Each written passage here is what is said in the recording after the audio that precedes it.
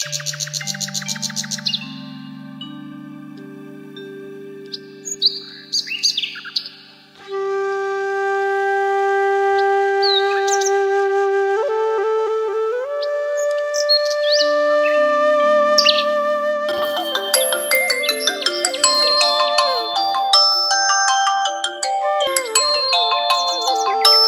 അച്ഛാ.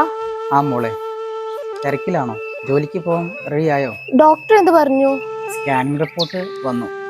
2-3 ദിവസത്തിനകം സർജറി ചെയ്യണമെന്നാണ് ഡോക്ടർ പറഞ്ഞത്.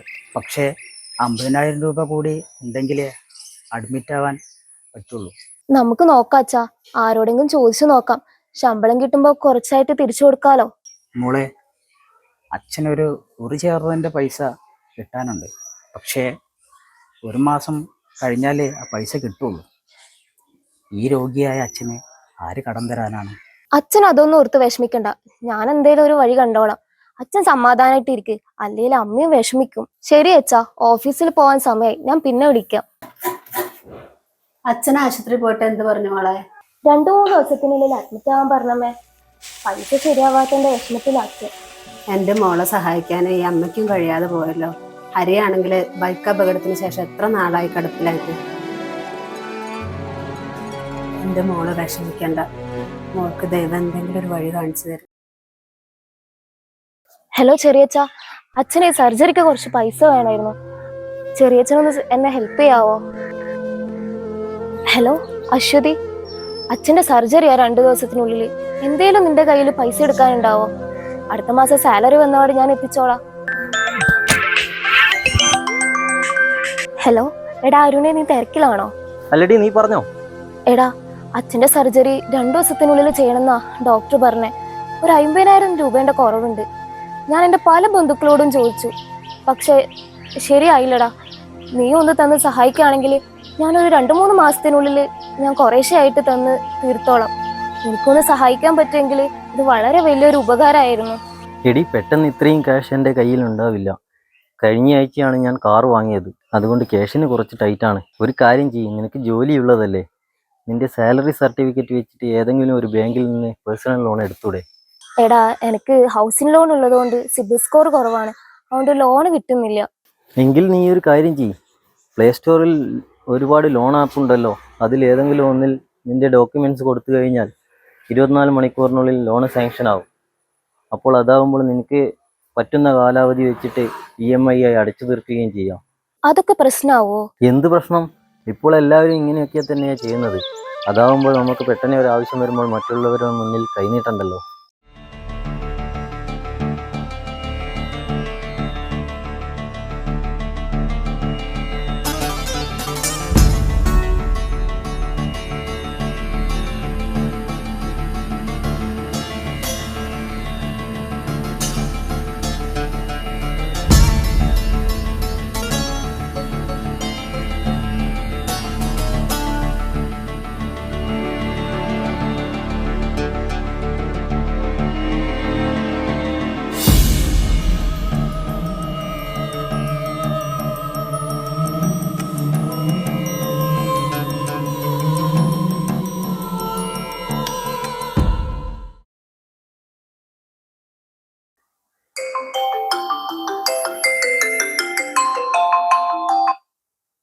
Hello madam. ഹലോ മാഡം, 2 മാസം മുന്നേ ഒരു 50,000 രൂപ മൈ പോക്കറ്റ് ലോൺ ആപ്പ് വഴി ലോൺ എടുത്തില്ലേ? കഴിഞ്ഞ 2 മാസമായി EMI അടച്ചിട്ടില്ല. പലിശ കൂടി ഇപ്പോൾ 45,000 രൂപ ഓവർ ഡ്യൂ ആണ്. അയ്യോ, അങ്ങനെ വരാൻ വഴിയില്ലല്ലോ. ഞാൻ എടുത്ത കാശ് 30 ദിവസം കൊണ്ട് തന്നെ പലിശ സഹിതം 55,000 രൂപ തിരിച്ചടച്ചതാണല്ലോ. അയ്യോ സോറി മാഡം, നിങ്ങൾക്ക് ടേംസ് ആൻഡ് കണ്ടീഷൻ ശരിക്കും വായിക്കാതെയാണോ ഡോക്യുമെന്റ് സൈൻ ചെയ്തത്? നിങ്ങൾക്ക് സിബിൽ സ്കോർ കുറവായിരുന്നു. 700-ൽ മേലെ സിബിൽ സ്കോർ ഉള്ളവർക്കാണ് 18% പലിശ. നിങ്ങൾക്ക് 31% പലിശയാണ്. മാത്രമല്ല, നിങ്ങൾ 12 മാസത്തേക്കാണ് ലോൺ എടുത്തത്. നേരത്തെ തിരിച്ചടച്ചാൽ 4% പ്രീ ക്ലോഷർ ചാർജ് വരും. നിങ്ങൾക്ക് ഇപ്പോൾ 45,000 രൂപ ഡ്യൂ ആണ്. വൈകിട്ട് 5 മണിക്കുള്ളിൽ EMI 10,000 രൂപ കൂടി അടക്കണം. ഞാൻ ഇനി 5 പൈസ അടക്കില്ല. ലോൺ എടുത്ത കാശ് പലിശ സഹിതം ഞാൻ തിരിച്ചടച്ചാണല്ലോ. എങ്കിൽ നേരത്തെ തന്നെ പ്രശ്നമാണ്. നിങ്ങളുടെ എല്ലാ ഡീറ്റെയിൽസും ഞങ്ങളുടെ കയ്യിലുണ്ട്. നിങ്ങളുടെ മോഫ് ചെയ്ത ഫേക്ക് വീഡിയോ ഉടനെ തന്നെ സോഷ്യൽ മീഡിയയിൽ കാണാം.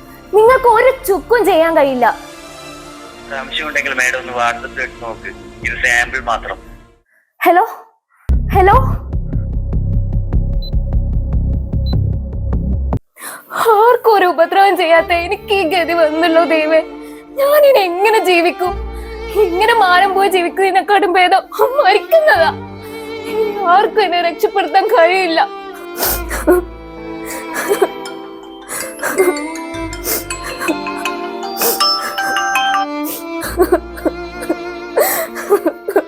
ഹലോ ഗൗരി, എന്താ പ്രശ്നം? നിനക്കെന്തു പറ്റി? കരയാതെ കാര്യം പറ. എടി, നീ മരിച്ച എല്ലാത്തിനും പരിഹാരമാവോ?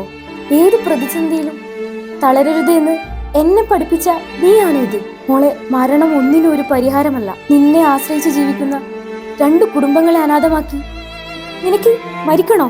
ഇതിനൊക്കെ എത്രയോ പോംവഴികളുണ്ട്. നീ ഈ കാലഘട്ടത്തിലൊന്നല്ലേ ജീവിക്കുന്നത്. ഇങ്ങനെ ചതിയിൽ പെട്ടുപോയവരെ രക്ഷിക്കാനാണ് സൈബർ സെല്ലിന്റെ പോലീസ് ഡിപ്പാർട്ട്മെന്റ് ഒക്കെ ഉള്ളത്. നീ ഒന്നും പേടിക്കണ്ട, നിനക്കൊന്നും സംഭവിക്കില്ല. സമാധാനമായിരിക്കും.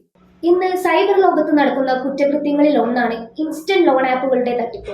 എല്ലാ ആപ്പുകാരും ആദ്യം ചോദിക്കുന്നത് നിങ്ങളുടെ ഫോണിൽ പെർമിഷൻ ആണ്. ഇത് എലോ ചെയ്താൽ മാത്രമേ ലോൺ കിട്ടുകയുള്ളൂ.